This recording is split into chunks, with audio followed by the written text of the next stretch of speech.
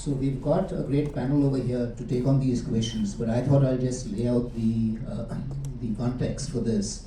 When we talk about future challenges, what are these future challenges? And I thought I'll spend a few minutes on that before I hand it over to the panel. So essentially, you want to see what are the attributes of future wars, and I will lay out 5 attributes that are going, which are a lot has already been said by people like Raj Shukla, etc. The first I would say is battlefield transparency. That particularly with the growing changes in the space sector, driven primarily I would say by the plummeting cost of space launch. Where it used to be $10,000 a kg, now probably 3,000 to 4,000, and coming down to as low as 200. Once Starship gets fully operationalized. So you're seeing that already, with a tremendous amount of activity in low Earth orbit which is taking place. And these days you open up on anything. It's not only EOIR, you open up on your cell phone, you have an RFID chip, you can be geolocated. So warfare in fact is becoming more like a game of chess where you can see yourself and your opponent, than a game of poker where you can't see your opponent, where you don't disclose your position. The second attribute I would say is AI-infused decision support. And I think Raj has spoken about extensively about that you start spinning everything at machine speed. You're outside the loop and everything spins at machine speed. But there are many loops actually. He talked only about one loop, which is your targeting loop.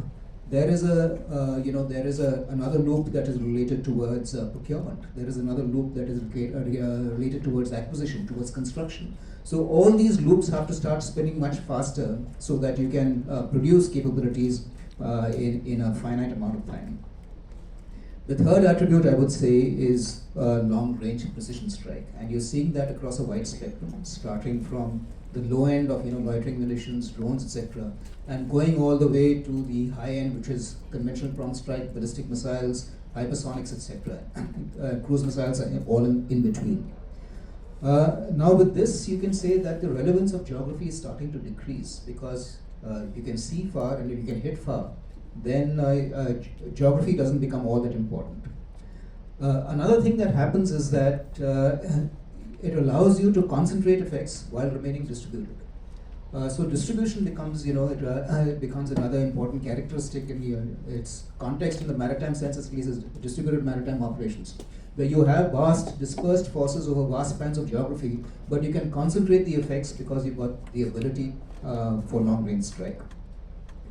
One more attribute of this, I would say, of this specific aspect is the democratization of these vectors, of these long-range vectors, particularly when it comes to dronery.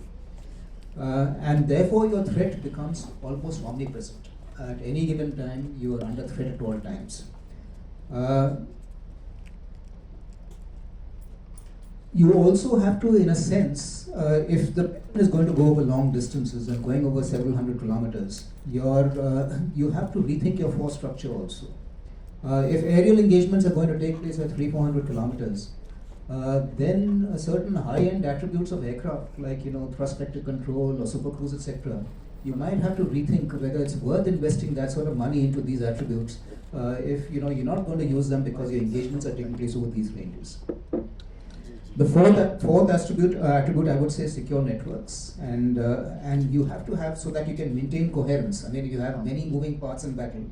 You have to maintain coherence throughout the entire spectrum, and you have to have a fallback option that in case your networks are denied to you, then you have this this new concept of mosaic warfare, where you have enough intelligence embedded in subordinate units so that they can continue for brief periods at least until your networks are restored. And lastly, I would say is on robotics. And robotics actually, of course, allows you to address the issue of manpower challenges of finding volunteers in a volunteer-based force, and also I would say, in a sense, reduces the threshold of conflict. Because if you're sure that human beings are not going to lose their lives in conflict, then your propensity to use force as a means of dispute resolution tends to go up. And therefore you'll find that the probability of conflict will also go up. So these are, I would say, are the 5 main attributes, and it's going to play out in various ways, I would say, and I'd be glad to hear your views on all this. So starting with you, Vipul, and if all of you can keep your remarks just to around 5 minutes, I think 1400 as lunch. So probably just about 2 minutes. And Arjun, for getting us here, I'll be very brief. firstly, as my current appointment, I am looking after the aspect of networking, communication, AI, an induction of all these technologies into the Indian Army. So, General Raj Shukla's talk was, a wake-up call for all of us, and which we are fully aligned to. How are we looking at this piece? We are looking at it as technological transformation. And what do we mean by technological transformation? We consider it to be a 4-step process. The first step is digital transformation. That means the ability to digitize the data we have, collect data that is being produced on a daily basis in a digital format directly, the ability thereafter to move this data on a network that is resilient and also secure, which is becoming very challenging because of quantum computing and all that. That is digital transformation. But what we are attempting is not only this is the first step. We are attempting technological transformation, which means, firstly, first step is what I told you, digital transformation. Second step is to acquire the sensors, the shooters, the various platforms which can use this digital transformation and which are able to be networked into the system that we are developing. Whether it be the radars, whether it be the drones, whether it be the guns, loitering ammunition, so on. The third step is to have the talent and capability to develop it and also use the technology. And the fourth is to have doctrinal evolution so that our warfighting procedures, our techniques and tactics change so that business is not business as usual. And this is the entire piece of it. What are the outcomes we desire? The outcomes we desire have been enunciated both earlier and just now. Faster kill chain, better sensor-to-shooter integration across the spectrum. That means within the 3 services, including space, cyber and all that. Predictive maintenance, better inventory management logistics, faster procurement processes, and so on. And of course, decision support. That means the ability to collect data and churn it so that it provides you decision support. And for all this, we are, a number of projects are underway, and we fully understand that as a military, you require this to be sovereign, whether the cloud, whether the LLM. So all those projects are underway so that we have our sovereign capability to both store, collect and manipulate data. We are developing the complete technology stack. That means the compute power. We have recently acquired the GPUs for it. The data centers that come up. Thereafter, we are developing number of applications which will be able to give a decision support. It's a whole system. In the center of it is a decision support system called the CIDSS, and this is provided inputs by a number of other sources to provide support. This includes the logistics, includes the situation reports that come in from our people deployed, the intelligence system, the logistics system, and so on. And all this will produce decision support that we need. And this is a work in progress. And let me assure you, we are fully aligned, firstly, to the requirement of this, given whatever challenges are there. And we also understand fully what was said by the previous panel and many people here, that this cannot be done alone. It requires deep engagement with industry, academia, scholars, and seminars like these. And we are fully open to that, both across in the country and globally, to look at it as to how to execute this at scale. And you have my assurance from my side that we are more than willing to engage with everybody. Of course, the procedures and acquisition takes time. Those of us, we are all dealing with it. But having said that, we are inspired by the interest of the industry, as also our academic, whether it be IITs, we got MOUs with all of them. And we are on the path to this technological transformation with the aid of everyone sitting here. Thank you. Uh, Vipul, thank you so much for your remarks. And really, one thing that I was in Ransamwad also that comes to my mind, that the army, which used to be, I would say, the laggard, to my front right now is at the forefront of transformation. That's what my appreciation is from what I've seen over the last few years. So, Pranay, would you like to take it on from here? Sure, sir. First of all, thanks to Pentagon Press for organizing such an august audience. Very quality discussion since the morning. So glad to be here. So I'm Pranit, one of the co-founders of Galaxy. If you've not heard about us, we are a space tech startup spun out of IIT Madras, building advanced imaging satellites. So we recently launched the world's first Optosar imaging satellite roughly about a week ago, and all in control and very soon to get operationalized in the coming weeks. Coming to relevance of the topic, I'll restrict my comments to space because that's the future-proofing. Space it's not an option, right? And I'll give you multiple instances in the past where we have seen how it is no longer a domain of sitting back and monitoring, but how it is being used as an offensive capability moving forward. The most recent of the examples for the conflict in West Asia that we're dealing with, we're seeing how the key satellite imaging providers based out of the US have now been guided to say not to publish or provide imagery to anybody outside the US government. Started out with a very limited time window and now moved to indefinite, which means if we do not have our own imaging capabilities, if we do not have sovereign infrastructure, if we do not have the local industry, we are handicapped, right? Fortunately, we are not part of the conflict, so we are not someone who's getting beaten up with no view on what data is available. But if we were, and this happened to us, we'd be at a very big question mark. And this is what I refer to as future proofing, where anything happening moving forward, we should not be dependent on third party. So that's learning one, right? Where we are not at the mercy of someone allowing us to use a particular capability. Number two is, even if we are building capabilities ourselves, and I draw this inspiration from someone who spoke this earlier today, we cannot take 2 years to build a particular capability where by the time it gets ready, it's already a thing of the past. Does that mean we should stop investing in development? No. What it means that is for largely the private sector and the R&D units like us to start working on technologies that are years ahead and not compare ourselves to other geographies and say, oh, now we will match up to them. Because by the time we do, they're moving forward as well. Nobody's sitting back and relaxing. So it is for parties like us to stand up and say that we are building technologies that do not exist in the world, that give us the advantage, that push us 5 steps ahead of our counterparts. And an attempt to that is what we've done at Galaxy. So traditionally, satellites all over the world operate with single sensors. They're either optical, some of them have synthetic aperture radars. We're the first one to have put both of them on the same platform and capture at the same time. Now that is a capability that does not exist anywhere.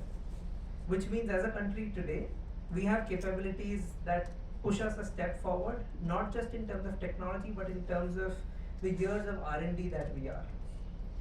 And what that eventually means is, this is a technology that, because it is built in India, it is sovereign.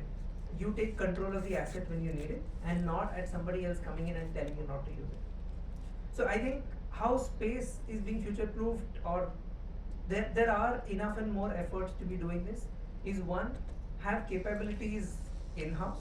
And when I say in-house, it doesn't have to necessarily be operationalized within the government, right? It can also be with the private sector, with the R&D agencies and so on. It should be right here. And second, it should be advanced enough.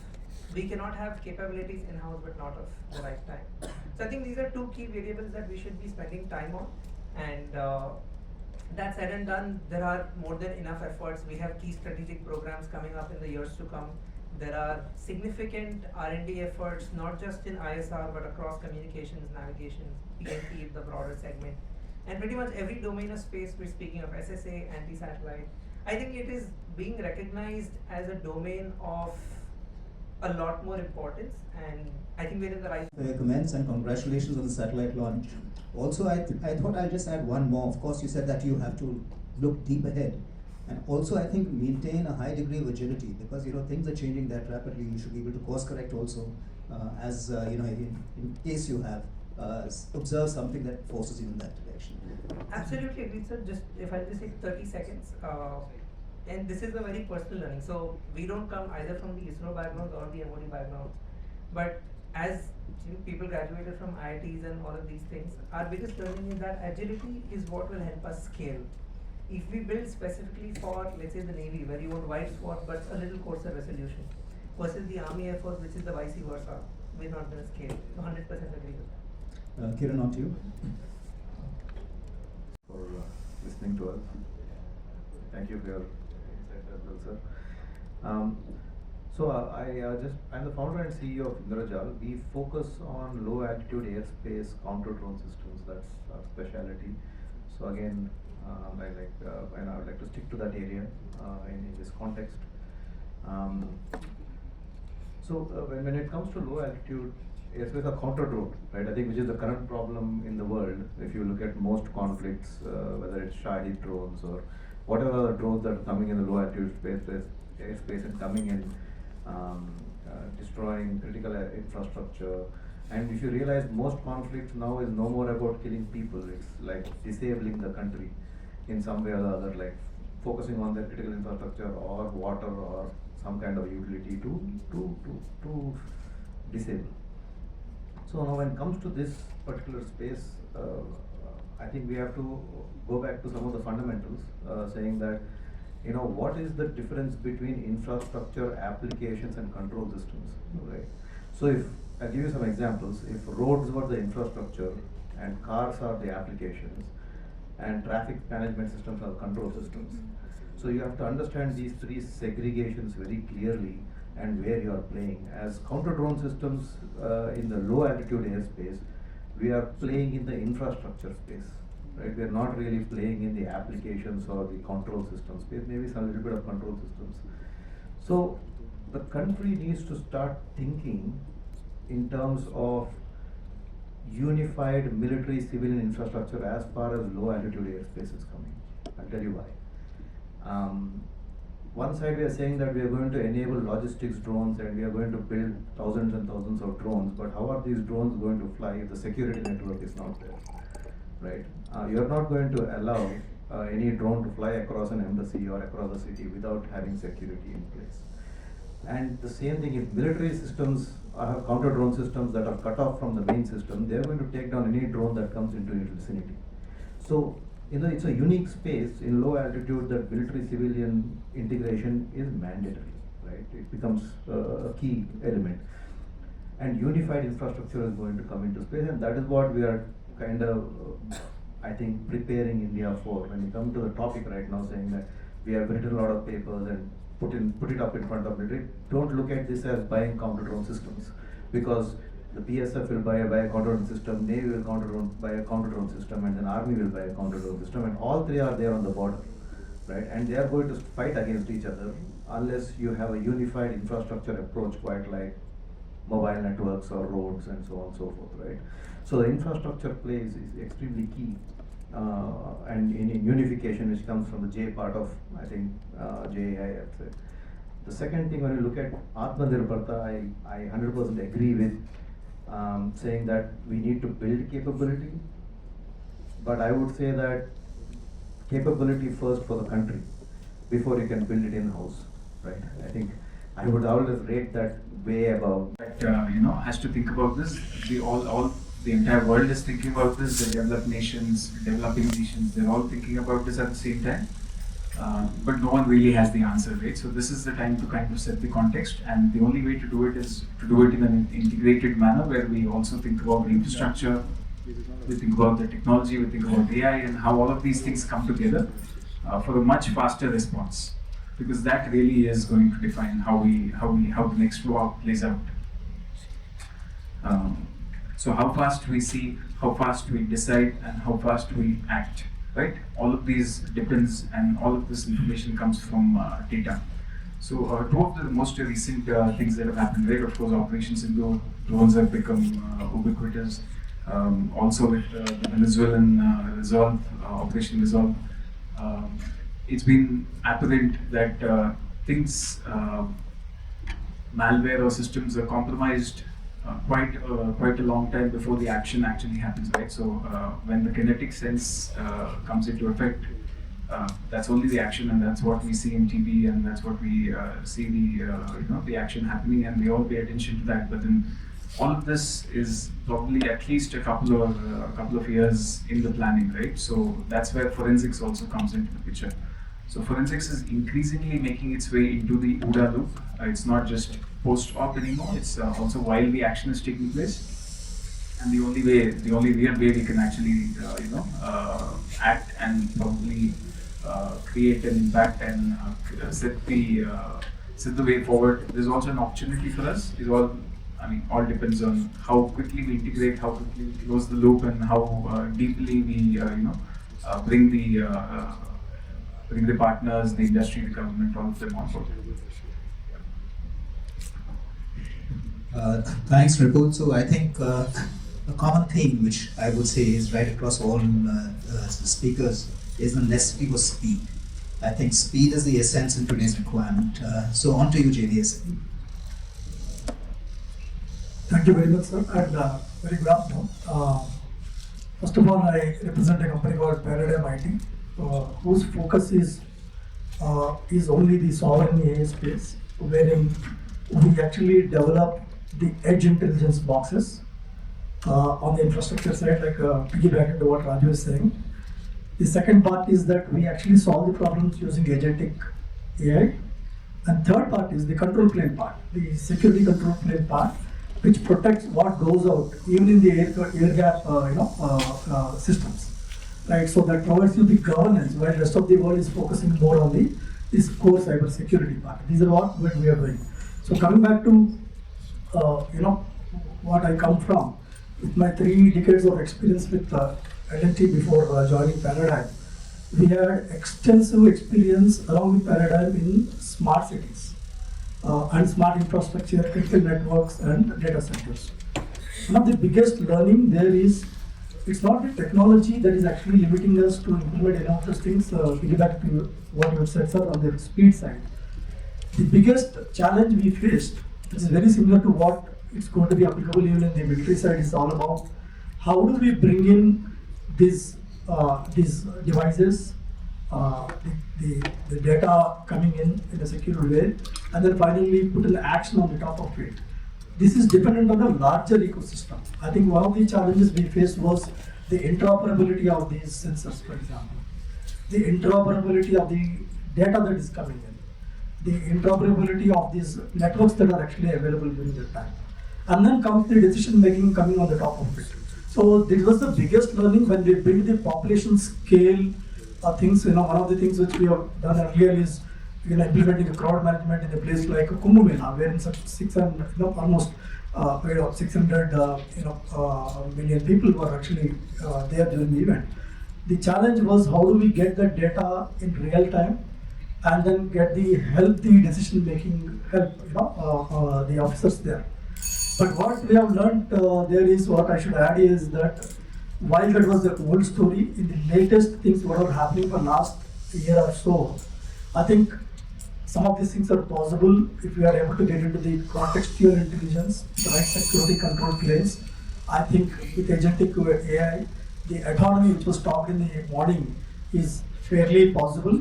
And from a system integration point of view, I think this is something which we need to focus. How do we make the interoperability as as quick as possible for the systems to be deployed? Thank you.